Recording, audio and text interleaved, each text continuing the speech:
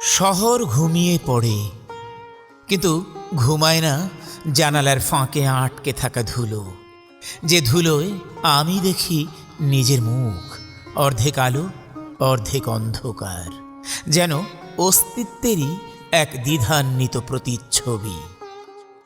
বাতাসে আজকাল গন্ধ নেই, শুধু পুরনো স্বপ্নের পোড়া গন্ধ, যা ভেসে আসে ভাঙা কবিতার পাতা থেকে। প্রতিটি শব্দ এক একটা নিঃশ্বাস, যা জেগে থাকে মৃত পত্রিকার পাশে। আমি হেঁটে যাই নিয়ন আলোয় ভেজা এই শহরের বুক চিরে, যেখানে মানুষেরা চলাফেরা করে অদৃশ্য যন্ত্রের মতো।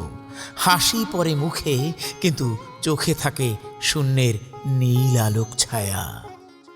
আমি খুঁজি এক বিন্দু সাদা নীরবতা, যেখানে শব্দ মানে আরতি নয়, আর্তনাদও নয়, শুধু ধীরে ফোটা এক মোম ফুলের মতো জ্যোতি, যা জ্বলে আবার নিজেকেই পুড়িয়ে দেয়।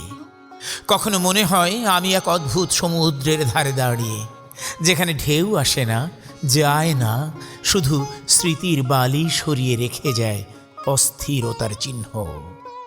এই জীবনের মানচিত্রে পথ মানে ফিরে আসা, স্বপ্ন মানে ক্লান্ত সিঁড়ির মতো দীর্ঘশ্বাস, আর কবিতা সে তো এক রাত্রিবেলা জেগে থাকা পাখি, যার ডানা ছুঁয়ে যায় অন্ধকারের সুর। তবু আমি লিখি, কারণ লেখা মানেই বেঁচে থাকা।